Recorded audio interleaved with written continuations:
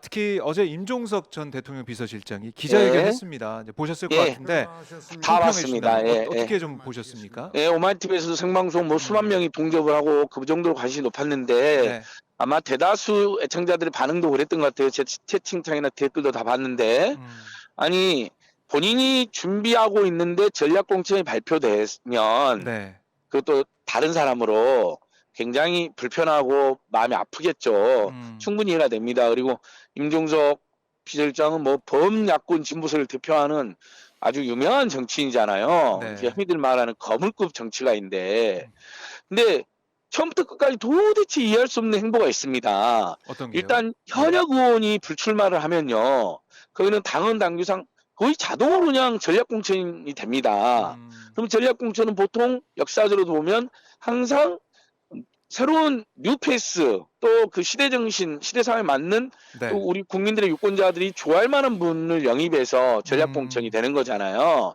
근데 그 지역은 그러니까 본인이 이미 떠났고 네, 홍익표 의원이 다른 지역으로 좀 옮겨갔기 서초로 때문에 간다고 하니까, 예. 그것도 험지로 가셨잖아요. 홍익표 의원이. 네, 그래서 대단한 박수를 받는 거잖아요. 그러면 본인은 더더욱이나 정계 은퇴까지 했었잖아요. 네, 그걸 번복하고 나오는 거기 때문에 그리고 문재인 정부가 잘한 것도 있지만 못한 거에 대한 비판도 지금 많고 음, 또 지난 2년간 친문 인사 중에 열심히 싸운 인사도 있지만 윤석열, 김건희 한돈 정권에 제대로 맞서지 못했다는 지적도 쇄도하고 있는 상황이거든요. 이 네, 상황이. 그러면 이제 정치 재개를 이래서 윤석열을 다시 한번 18회 정치를 재개한다고 하고 국민들의 정중히 양해를 구한 다음에 음, 다만 지역은 홍피원도 저도 물려주었고 네, 그다음에 홍피원도 험지로 간 마당에 음, 제가 그쪽으로 또 가는 것은 맞지 않는 것 같다. 다만 충성동까지 포함하여 어느 지역이라도 당을 위해서 네, 내가 헌신하겠다. 아하, 험지라도 좋다. 예, 그리고 어디든지 가서 특히 윤핵관이나 검핵관 음, 세력과 맞서 싸우겠다.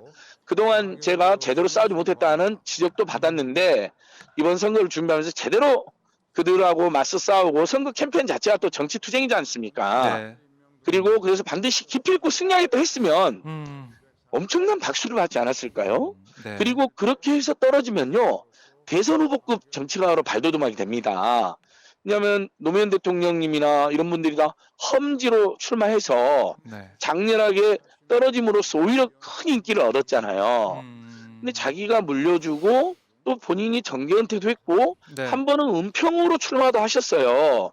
경선에 경선에서 예전에. 저쪽인데 예, 그 강병원 의원한테. 강병훈에게 떨어진 그것도 이제 개인에게 아픔이겠죠. 네, 그러니까 그분이 열심히 살은 것도 있고 아픈 경험도 있는 겁니다. 음, 2010년도에도 그 당 민주당 사무총장 총장, 예, 하다가 그 공천이 약간 여러 가지 꼬이면서 본인이 불출마 선언했으니까 그때도 한번 희생을 한 것도 맞죠. 불출마란 희생을 했잖아요. 네, 그러니까 네, 그런 점들도 높이 평가받아야 돼. 근데 그러니까 그걸 바탕으로 해갖고 음, 오히려 당이 요구하는데 또 정말 중진으로서 험지 가서 맞서 싸우는 것을 음, 결의했다면 박수를 받았을 텐데 왜 그 성동구만 고집함으로써 오히려 네, 본인의 가치를 훼손하고 음, 거기에다가 이제 전략공천적이니까 원래 전략공천적의 그 전 지역 위원장을 공천한 경우는 본 적이 없어요. 그렇지 않습니까, 예, 앵커님?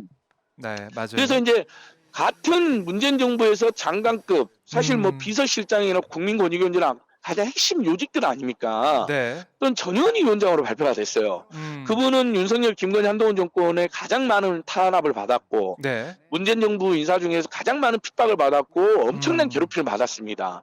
그러니까 윤석열, 김건희, 한동훈 정권의 폭압의 상징이에요. 폭압의 네, 피해자에 그분이 발표됐으면 음, 저는 이제 그동안에는 경합을 했다 하더라도 바로 내일 어제 수용한다. 대승적 승부하고 음, 나는 이제 험지를 하겠다 이 발표를 알았더니 수용을 거부하고 네, 무슨 며칠이라도 밤샘이라도 해서 토론하는 식으로 발표를 해버렸잖아요. 음, 그리고 최고에 넘겼죠, 이제 어쨌든 최고위에. 컷오프가 된 사람이 음, 가서 선거운동하는 것도 이건 무슨 어제 경우인지 저녁에, 모르겠습니다. 예, 예, 왕십리에 가가지고 음, 그것도 지금 현재 국민들이나 당원들이나 또는 네, 윤석열, 김건희 정권하고 맞서 싸우는 분들이 굉장히 음, 많이 비판을 보내고 있는 윤현찬, 홍영표, 송갑석 의원을 대동하고 선거운동을 했거든요. 그 네, 모양새가 참으로 보기 나빴습니다. 음, 지금 어제 그제 보니까요. 오히려 컷오프 됐거나 네. 또는 경선에서 패배한 여러 진짜 흔히들 말하는 친명 개혁파 신인들 있잖아요. 예를 들면 김지호 당대표 부실장, 또 저기 보령 서천에서 이번에 경선에 패배한 부자필 전 경기 일자리 된 본부장, 이런 분들은 네. 다 컷오프 됐는데 수용하고 바로 이강주 후보 지지선에서 온팀 선언하고 같이 선거 캠페인하고 기자회견도 하고 있고요. 어제, 예, 오늘 예, 기자회견 오늘도 했죠? 했어요. 예, 예, 맞아요. 어제도 발표했고, 네. 그다음에 부자필 후보도 바로 그 나소열 후보가 승리했으니까 옆에 가서 온팀 선언하고 승복 선언하고 굉장히 좋은 모습들이잖아요. 자, 소장님 잠깐만요. 예. 지금 저희 청취자분들이, 시청자분들이 국회 상황 궁금해하시는 것 같은데 제가 잠깐 예, 정리해드리겠습니다. 지금 대법관 임명동의안 표결이 있었고요. 그 다음에 지금 3번부터 6번까지 이 안건 처리되고 있는데, 지금 많은 분들이 궁금해하시는 게 과연 언제 쌍특검법 표결하느냐, 또 국회 선거구 획정 표결하느냐, 이 부분인데 아직 안건은 안 올라왔습니다. 그래서 이게 올라오면 그때 다시 저희가 인터뷰 중이라도 국회 현장을 보여드리도록 할 테니까요. 여러분들 조금만 기다려 주십시오. 자, 소장님 말씀을 더 네. 이어가시죠. 예. 네, 맞습니다. 그래서 어제 만약에 승복하고 네. 전현 위원장이 문재인 정부의 국민권익위원장이었다. 장관급 요직이잖아요. 그리고 엄청난 핍박을 받았다. 네. 매우 막 부당한 감사와 수사까지 다 받지 않았습니까? 네. 그리고 그걸로 공수처가 오히려 전현 위원장이 피고인이 아니라 전현 위원장을 괴롭힌 자들이 피고인이다. 네. 입건해갖고 수사도 하고 있잖아요. 그러면 전현 위원장의 당선도 도우면서 나도 네. 흔들어 가겠다 했으면요.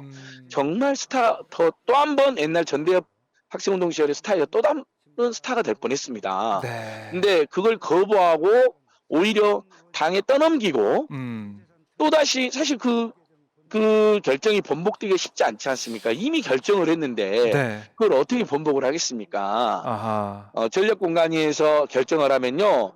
그건 문제긴 하지만 민당은 이의 신청 절차가 없습니다. 네. 경선에서 컷오프 되거나 또는 경선을 했는데 부당한 방식으로 떨었다 그러면 이의 신청 절차가 있고 재심 절차가 있더라고요. 네. 확인해 보니까 전략공간위가 발표하면 이의 신청 절차가 없어요. 그래서 그 부산 수영구의 위원장 맡고 있는 강용 변호사도 전략공천 유동철 교수 되면서 떨어져가지고 그분이 지금 민주당 앞에서 1인 실현하는데 가서 응원하러 갔더니 물어보니까 전략공간위 결정에 대해서는 워낙 전략적 결정이기 때문에 애초에 재심 결정 절차가 없답니다. 그러니까 재논의가 불가능한 거예요, 사실상. 네. 그걸 모를 리가 없을 텐데 재논의를 요청해서 당과 지지자들을 걱정을 시키고 왕십리에 가서 그동안 정말 문재인 정부가 잘한 것도 있지만 다시 한번 말하자면 국민들이 실망한 거에 큰 책임 있는 네. 친문의 뭐 좌장격이라는 홍영표 의원이나 또 친문 핵심 중에 한 분인 윤영찬 의원이나 그다음에 전대 586 선배들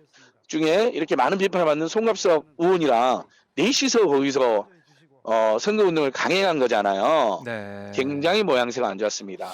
실제 진짜 그 사람들은 국회의원 뭐 다 재선 이상이고 요직도 많이 거쳤지 않습니까? 네. 근데 이번에 보면 친문 의원 등이 무더기로 단수공천 많이 받았습니다. 배려를 많이 받았어요. 그 지역에 정말 열심히 활동했던 친명 진보 개혁파 후보들이 무더기로 컷오프 됐거든요. 네. 근데 그분들은 다 수용하고 예를 들면 임세훈 소장만 해도 바로 수용하고 정태우 의원 당선을 위해서 돕겠다.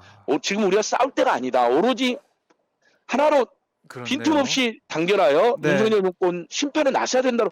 아니 의원 한번 못 해본 신인들도 다 그 정말 가슴 쏙 쓰린 가슴을 부여잡고 네. 꾹 참고 오로지 윤석열 정권 심판을 위해서 또는 민주당이 계속 분열하고 공천 때문에 지금 굉장히 국민들이 걱정을 많이 하시잖아요. 실망도 많이 하고 비판도 많이 하고 예.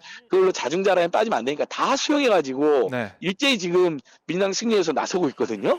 근데 모범을 보여야 될 고민정 최고위원님하고 윤종석 전 의원님이 네. 이런 행태를 보인다는 건 정말 저는 뭐 제가 민주당 일을 전혀 하는 사람이 아니지 않습니까? 민생경제연구소와 윤석열 예. 퇴진운동 하는데 너무 보기 안 좋습니다.